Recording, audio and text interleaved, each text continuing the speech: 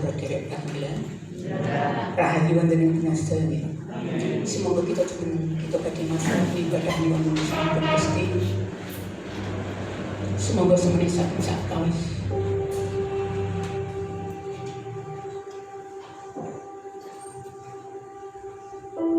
Pertolongan kami datang daripada Allah pencipta langit dan bumi.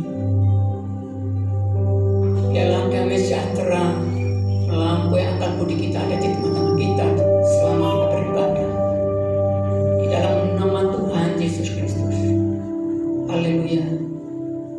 Amin. Kami persilakan duduk.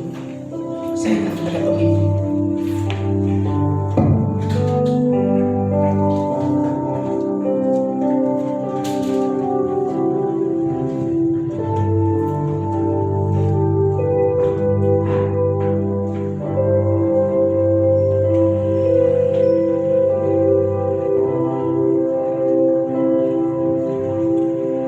Shalom Bapak Ibu Saudara kasih Tuhan.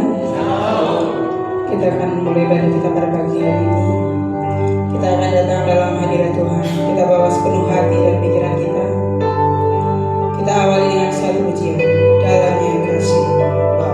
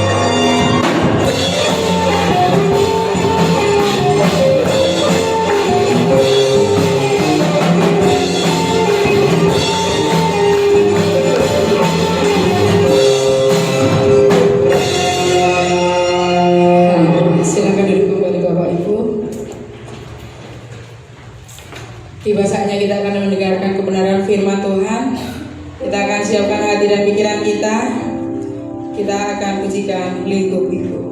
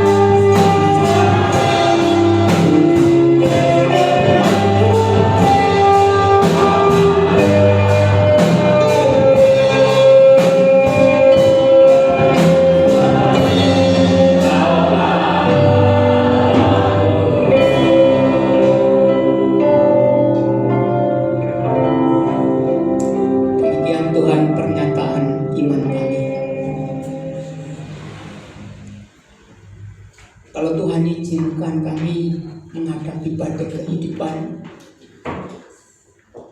Kau telah membawa kami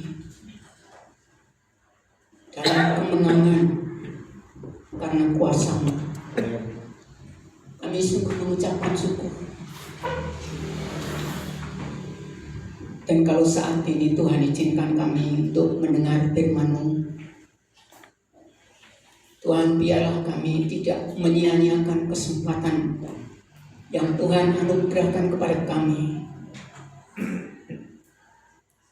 Kami memohon Allah Roh Kudus akan menolong kami, sehingga kami semuanya bisa berkonsentrasi, memahami, mengerti firman-Mu, dan menjadi pelaku-pelaku firman-Mu. Terima kasih Bapa. Hamba-Mu sadar punya keterbatasan, tetapi hamba-Mu percaya bahwa keterbatasan kami akan menyatakan kuasa-Mu. Untuk itu Tuhan, pakai hamba-Mu sebagai saluran berkat firman-Mu kepada umat-Mu. Terima kasih Bapa. Berfirmanlah, karena kami siap untuk mendengarkannya. Kami sambut Tuhan firman-Mu dengan rasa syukur di dalam Tuhan Yesus Kristus. Haleluya. Amin. Pelantur binara. Salam saudaraku yang dikasih Tuhan. Ini khotbah saya seri mengenai mengenal Allah yang keempat. Ya. Yang pertama, Allahku penciptaku. Lalu yang kedua, Allahku sumber hidupku. Lalu yang ketiga, Allahku perlindunganku. Yang keempat, Allahku gembalaku. Allahku gembalaku. Di dalam Alkitab, Daud menulis secara khusus mengenai gembala yang ditujukan kepada Allahnya Daud dalam menggembalakan Daud sendiri. Jadi pengalaman pribadi Daud dengan Allah sebagai gembalanya.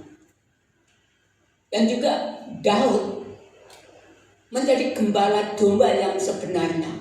Bukan domba yang sebenarnya. Itu milik orang tuanya, bukan milik Daud sendiri.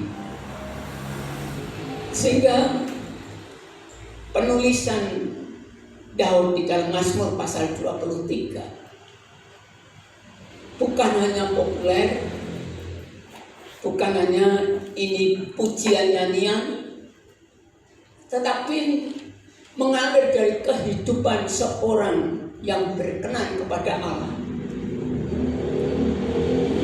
yang menikmati penggembalaan Allah itu sendiri dalam hidupnya.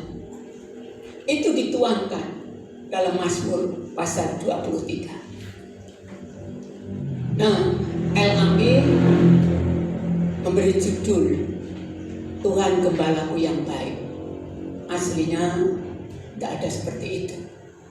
Rupanya penulisan ini diilhami dari Yohanes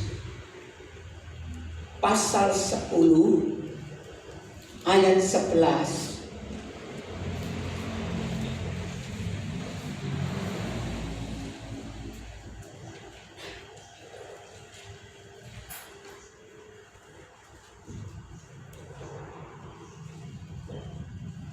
Saya akan bacakan.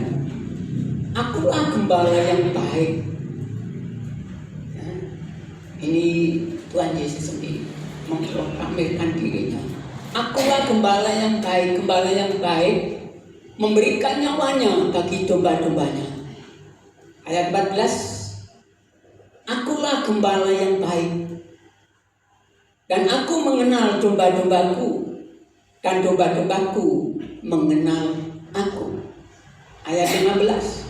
Sama seperti Bapa mengenal aku, dan aku mengenal Bapa, dan aku memberikan nyawaku bagi domba-dombaku. Nah, sehingga penterjemah penulisan bahasa Indonesia LHI rupanya diilhami oleh itu. Walaupun Tuhan Yesus juga disebut gembala aku.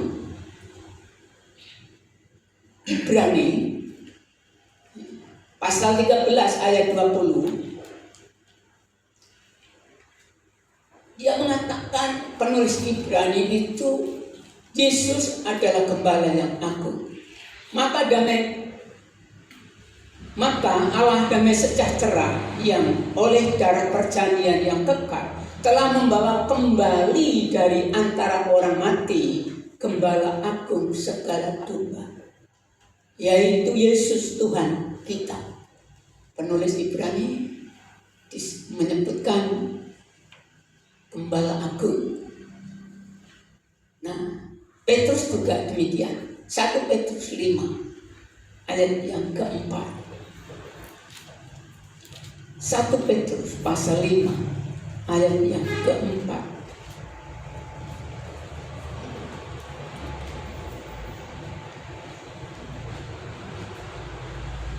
Maka kamu apabila gembala agung datang, dia akan datang ya.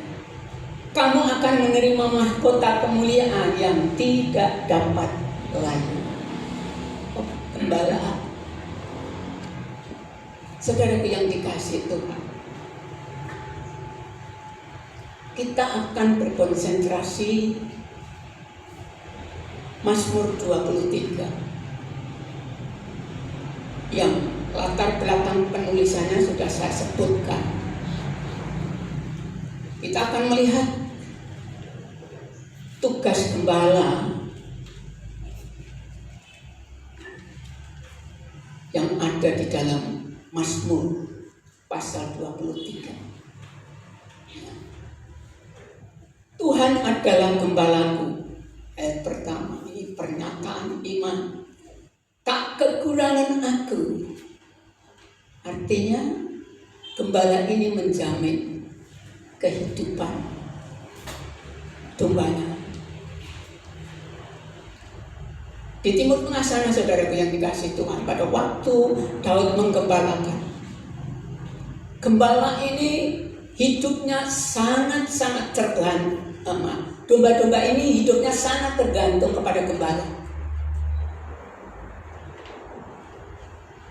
Karena gembala tidak diritne corong berikutnya, tetapi digembalakan, dipimpin ke rumput, ke padang rumput. Nah, gembala ini, domba ini nggak tahu di mana ada rumput yang hijau itu, tetapi gembala tahu itu.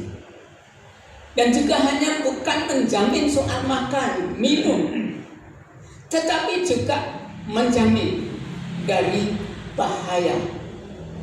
Pada waktu itu banyak penyamun, ya, perampok. Jadi wedus dengan begitu, ya, yang mengembalakan diikat, dombanya bisa dibawa. Tidak hanya itu, binatang buas. Daud mengatakan bahwa kalau Allah melepaskan aku dari cengkraman singa, berarti Allah juga bisa melepaskan aku dari Goliat. Waktu menghadapi Goliat, pengalaman pribadi. Ya, pengalaman pribadi. Jadi banyak tantangan ternyata domba pada waktu itu. Nah, kalau diterapkan kepada kita sekarang, secara jiwani, secara rohani, banyak tantangan dalam kehidupan ini.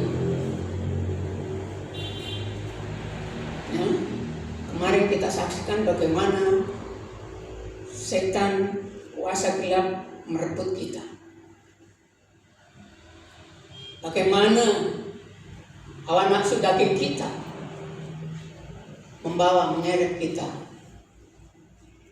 Banyak pertentangan, belum dunia luar.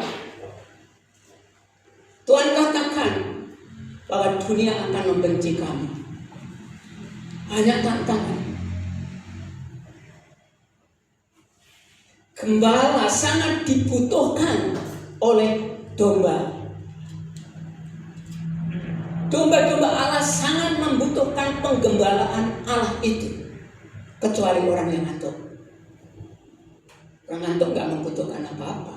Butuhkan tidur, ya silakan. Saudaraku yang dikasih Tuhan, sang gembala menjamin. Ayat 2, Ia membaringkan aku di padang yang berumput hijau. Ia membimbing aku ke air yang tenang. Ia menyegarkan jiwaku. Ia menuntun aku di jalan yang benar oleh karena namanya. Memberikan kedamaian. Pernah panjenengan mlegungke sapi? Ini basa Jawa diplegungake. Ente mlegungake ora enek nggon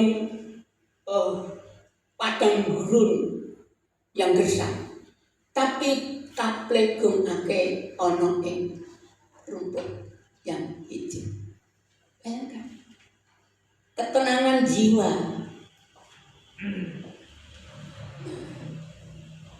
Karena Allah. Semuanya ini dikerjakan oleh gembala, saudara. Anda tidak bisa. Semuanya ini dikerjakan oleh gembala.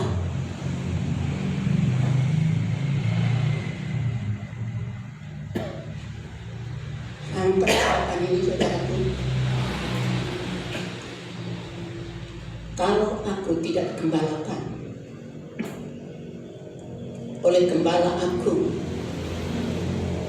saya tidak tahu seperti apa. Sangat mengerikan karena aku tahu siapa aku. Dan ini dikerjakan oleh gembala, saudara. Dikerjakan oleh gembala. Gembala menjamin, memberikan kedamaian, ketenangan jiwa. Bahkan ayat 4. Sekalipun aku berjalan dalam lembah kekelaman, aku tidak takut bahaya. Sebab Engkau besertaku. Gadamu dan tongkatmu ialah yang menghibur aku. Saudara yang dikasih Tuhan,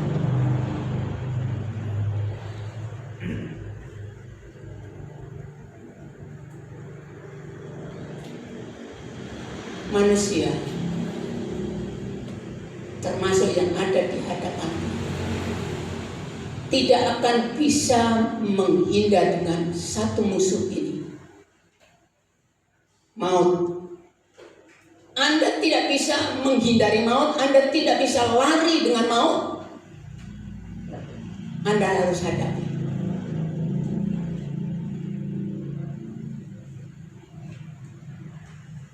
Dan itu hanya sendirian, saudaraku. Kecuali kamu memegang erat sang gembala. Kalau Anda mau digembalakan, tak usah takut. Tak usah takut. Saudaraku yang dikasih Tuhan,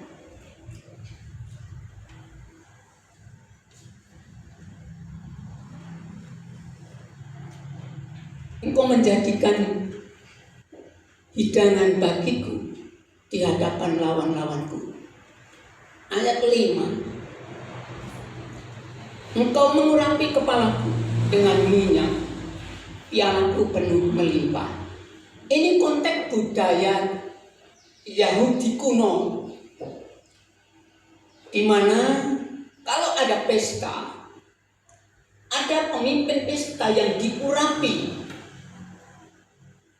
yang bertanggung jawab bersama kepala keluarga yang pesta, bertanggung jawab seluruhnya.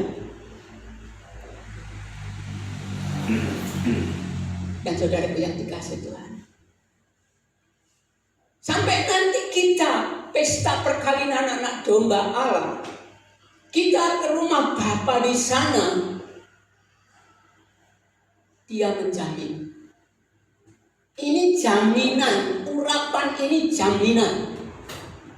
Dan Dia menjamin, saudaraku,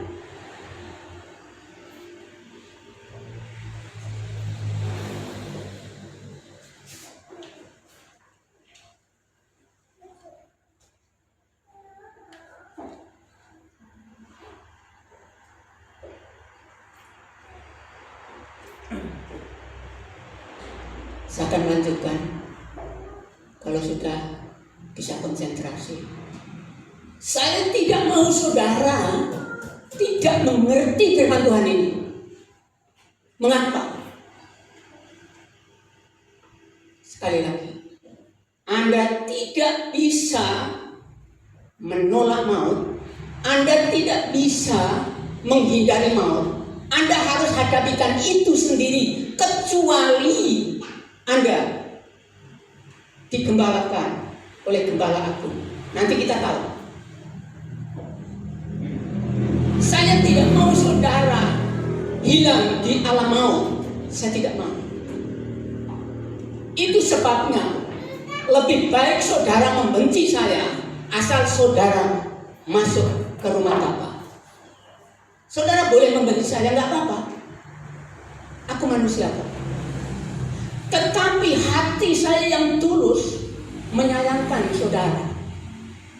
Kalau saudara sampai di alam maut, hilang di sana. Itu sebabnya bayang-bayang maut ini ketakutan, saudara. Bayang-bayang maut menakuti semua orang. Dan Anda tidak bisa menghindari itu. Kapan saja, di mana saja, kita tidak tahu. Nanti kita akan tahu siapa yang berkuasa atas itu. Tapi saya mau saudaraku berdoalah. Mohon Allah Roh Kudus menolong kamu supaya kamu tidak ngantuk. Kamu bisa berkonsentrasi sungguh-sungguh.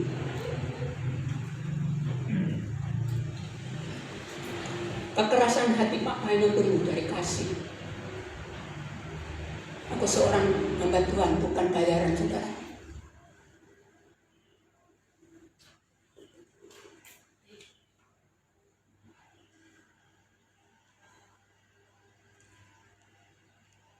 Apa yang tugas gembala itu yang akan dianugerahkan kepada domba-dombanya?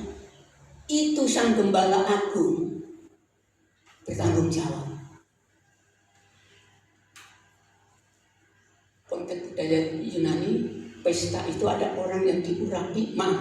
Konteks budaya Yahudi kuno, diurapi, yang artinya bertanggung jawab kepada pesta itu. Sehingga pada waktu Tuhan Yesus ada di pesta di Kana, nah Maria tidak bicara kepada tuan rumah, tapi berbicara kepada pemimpin pesta. Karena itu yang bertanggung jawab. Nah, saudara yang dikasih Tuhan, dia bertanggung jawab di rumah Bapa. Itu sebabnya dia berani mengatakan, nah, akulah jalan kebenaran dan hidup. Tidak seorang pun datang kepada Bapa kalau tidak melalui aku. Itu sebabnya.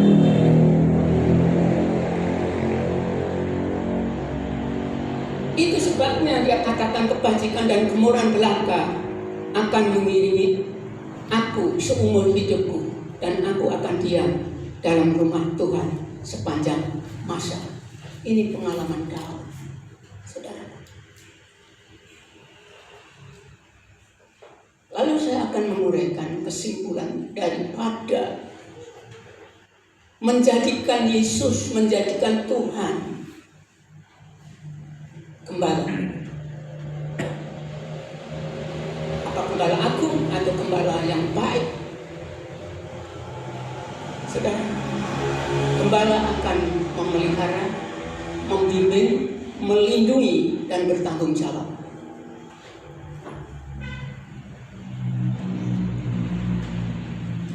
Lalu kewajiban domba. Sekarang dengarkan baik-baik saudara. Apa kewajiban domba? Tadi sudah saya bacakan.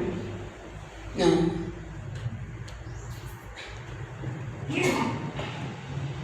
konteks penggembalaan di Timur Tengah sana. Nah, gembala ini menuntun bukan dengan gadung karena dombanya banyak, tetapi dia panggil. Dan domba-domba ini sangat peka, ini suara gembalaku atau bukan. Domba tahu. Karena gembala siang malam bersama-sama dengan domba. Kalau domba masuk kandang, gembala ada di luar pintu menjaga keamanan itu. Sehingga domba biasa akan mengenal jenis suara itu. Dan saudaraku, Anda hidup di dunia ini ada 4 sumber suara. Yang pertama, yang saudara dengar, suara dunia ini.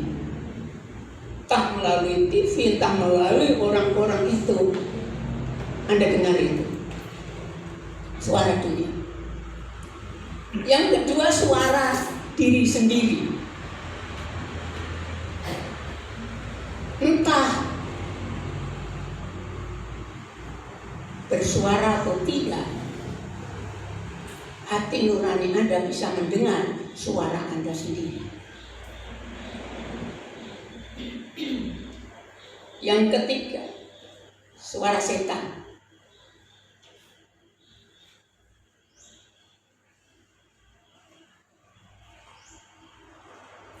Banyak orang mendengarkan suara setan.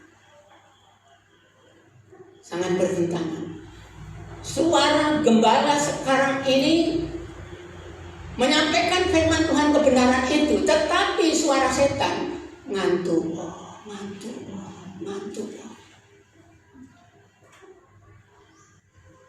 Aku tidak mengatakan yang ngantuk itu ditepasi oleh setan, tetapi cara kerja setan memang demikian.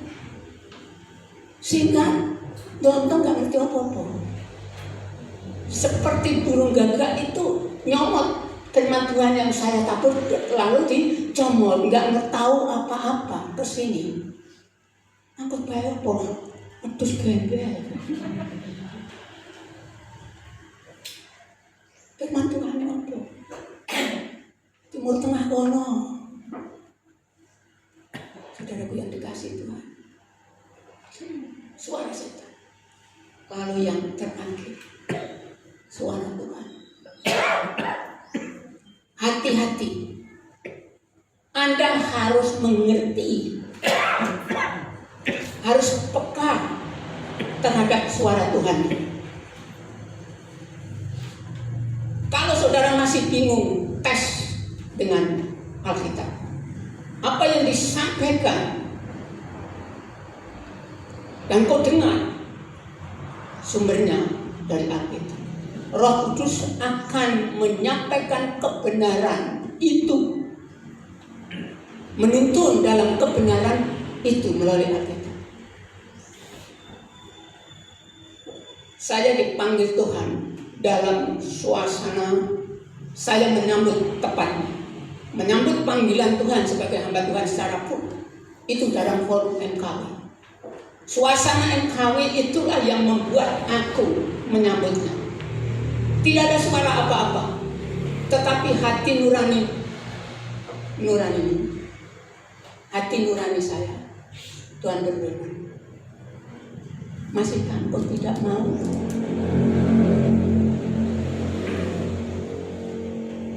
Yang tepat orang di sini adalah kamu.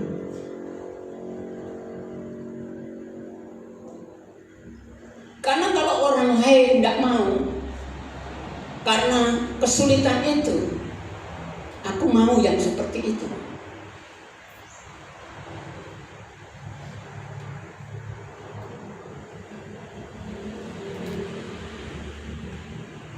Dan itu suara Tuhan.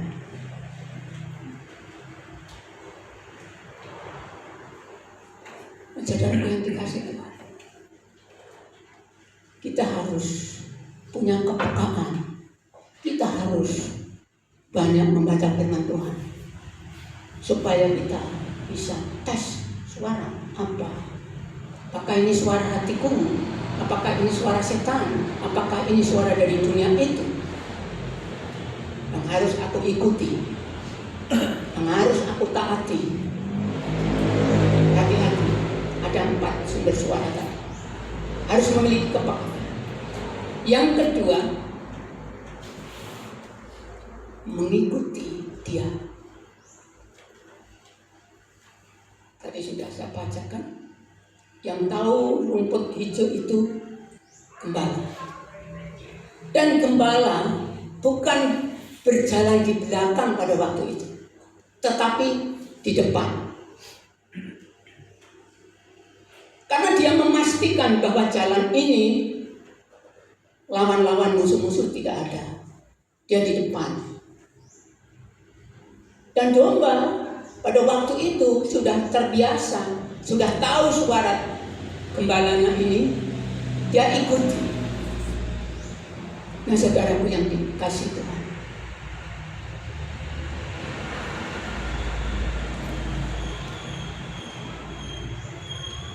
saya membayangkan di sini, saudara, konteks pengembala di sana. Bagaimana kira-kira kalau domba itu terlalu jauh dengan gembalanya, kira-kira? Keringete gembala wis ora dicium, suarane wis ora didengar. Bisa sesat enggak kira-kira? Bisa. Bisa, saudaraku.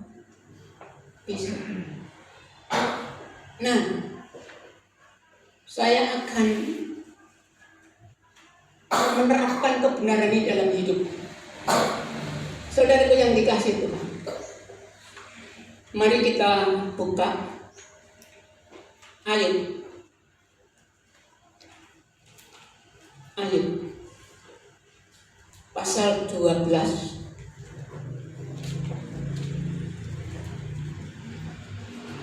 ayat 9 dan 10.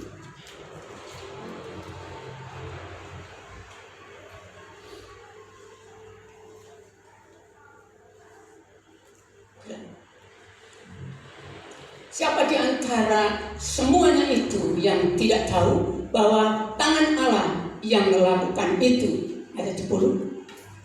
Bahwa di dalam tangannya terletak nyawa segala yang hidup dan napas setiap manusia. Ayat pasal 42. Ayat 42. Ayat 5.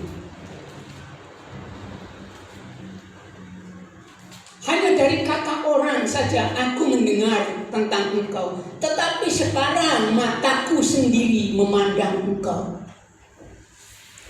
Saudaraku, Ayub pada zamannya waktu itu adalah orang yang terkaya. Anak-anaknya banyak, cantik. Tetapi iblis datang kepada Allah, menuduh Ayub. Ayub menjadi orang mursyid, taat kepadamu. Ayub menyembah engkau itu karena engkau memberkati, sehingga mereka kaya, anak-anaknya cantik karena bukan hanya satu. Dan apa yang terjadi? Iblis minta izin Tuhan, coba kalau semuanya itu hilang, dia pasti mengutuk engkau, pasti murtad sama saya begitu. Nah, Allah tahu kekuatan Ayub, silakan di tanganmu. Para saudara, harta bendanya habis, kena badai, kena ledek, habis. Anaknya habis, mati kena badai dan halilintar, api yang didatangkan oleh iblis, habis. Terus iblis bilang, Tuhan katakan, Ayub kan tidak mengutuk aku. Lalu iblis, iya saja, dia masih sehat. Coba kalau dia sakit. Lalu Allah, ya kesehatannya di tanganmu, cuman jiwanya jangan kau ambil. Diberi sakit Ayub, sakit yang mengerikan, sakit. Tetapi Ayub tidak pernah mengeluh. Dia katakan semuanya dari dia. Kalau aku kaya itu karena Tuhan yang memberikan kekayaan atas kepercayaannya. Kalau dia ambil ya itu miliknya. Dia nggak susah. Anak-anaknya hilang dia tidak teriak gulung. Iki anakku aja kan mati kabeh. Enggak. Itu milikmu. Karena engkau memberikanku, kalau ambillah silakan. Dia tetap sukacita, tidak mengeluh. Bahkan istrinya, saudaraku, istrinya, kau iki wong wis kaya ngono kok ya, tetep bae setia, tetep nang gereja, kaya wis nang gereja-gerejoan. Apa entek iki kabeh iki? Ayo bilang apa?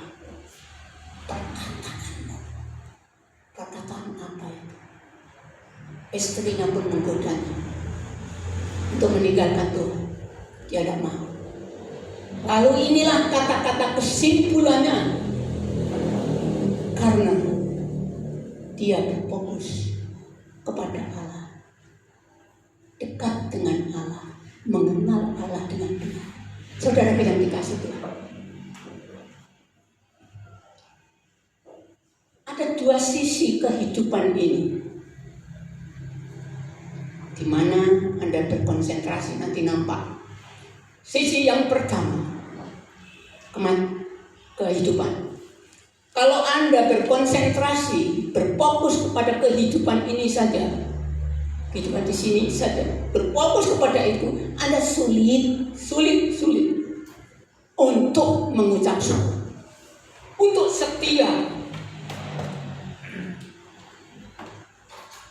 Anda akan penuh kekhawatiran, khawatir masa depannya anaknya, khawatir masa depannya dewe, khawatir kok kepiye, penuh kekhawatiran. Tuhan Yesus katakan jangan khawatir soal kehidupan di bumi ini.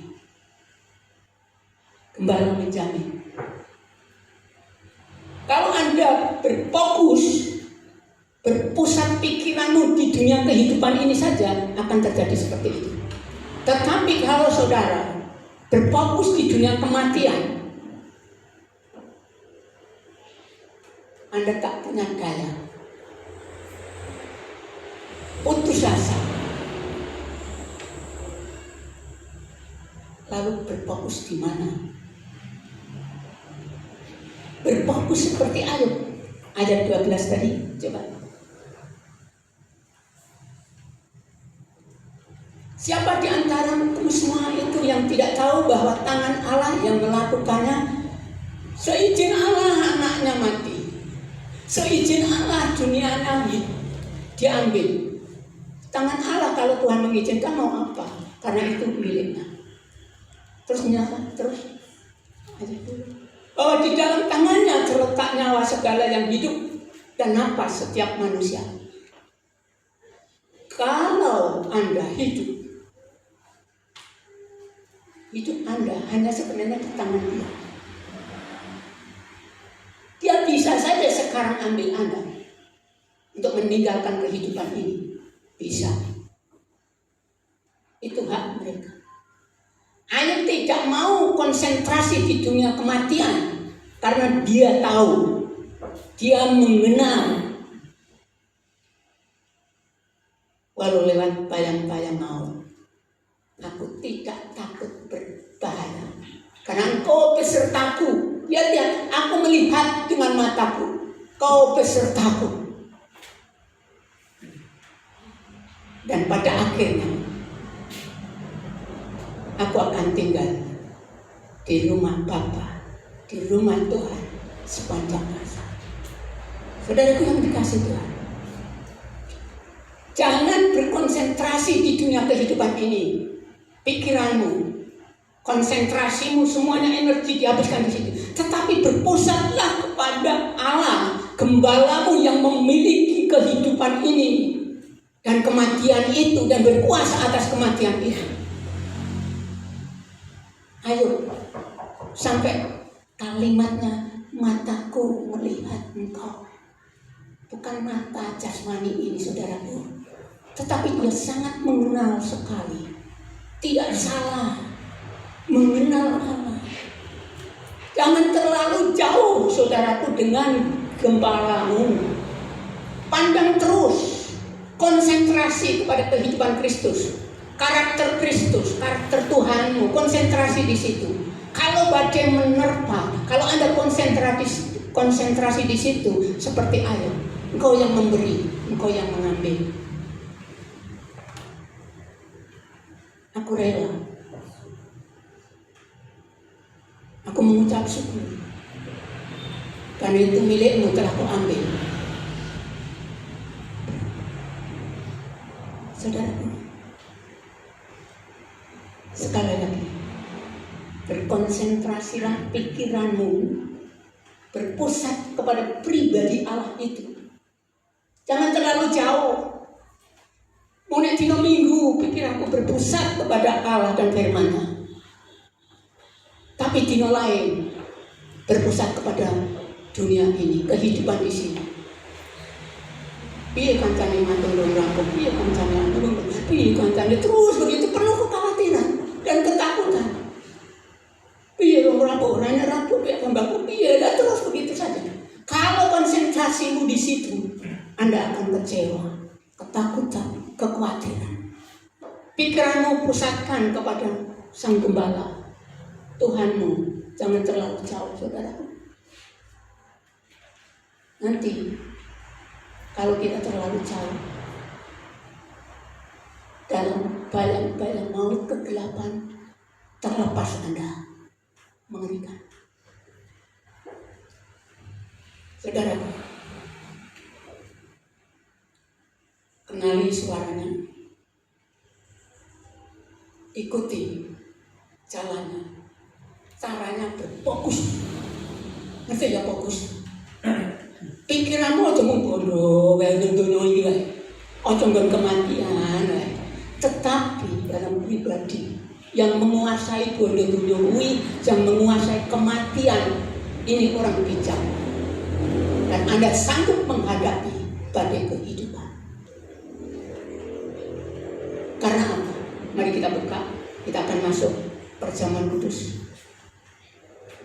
Wahyu 1 ayat 18. Wahyu 1 ayat 18.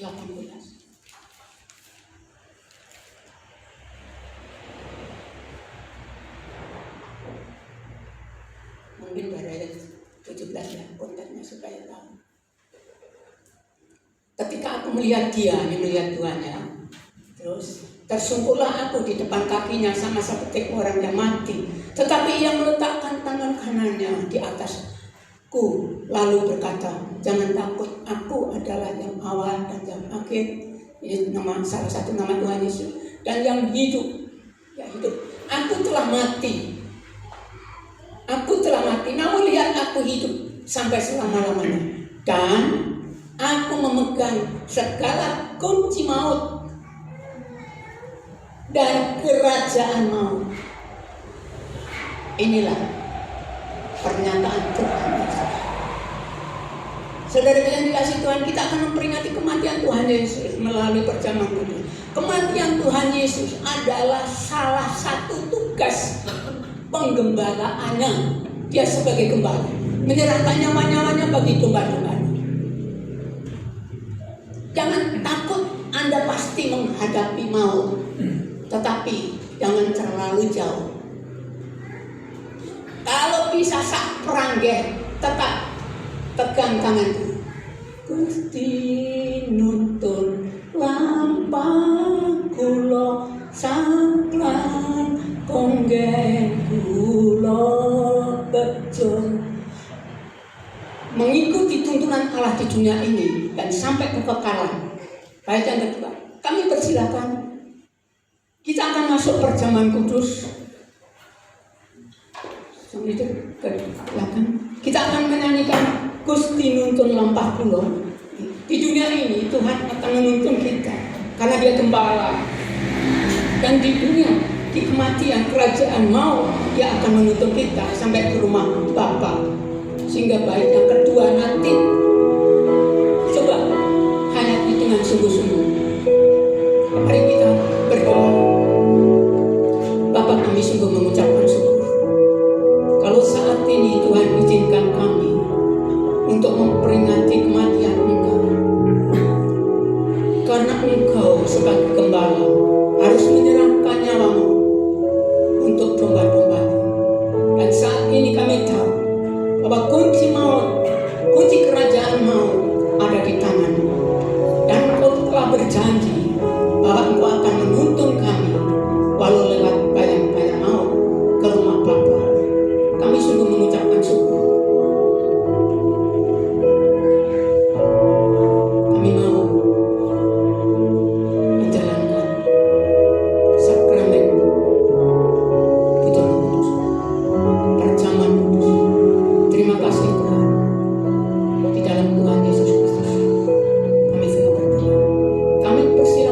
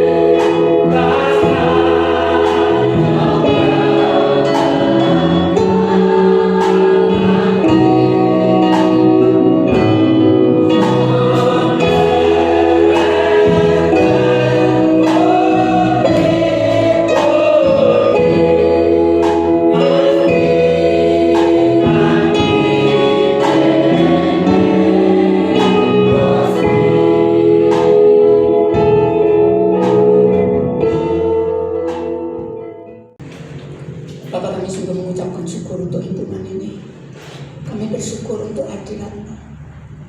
Kami bersyukur untuk firman-Mu. Kami bersyukur untuk karya-Mu. Kau terus menyempurnakan kami. Kau akan memakai sisa hidup kami.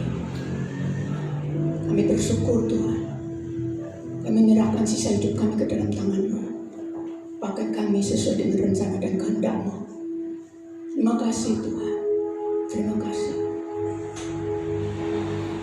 Saudaraku yang dikasih Tuhan, angkatlah tanganmu, terimalah berkat ini dengan iman.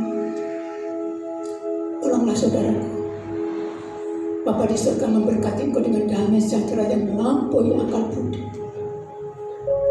Tuhan Yesus mengasihi saudara tanpa batas. Roh Kudus membimbing saudara, memberikan kuasa kepada saudara, sehingga saudara akan menjadi pemenang dalam kehidupan ini. Karena saudara akan dijadikan garam dan terang di mana saudara berada. Di dalam Tuhan Yesus Kristus, Allah telah memberkati saudara. Haleluya.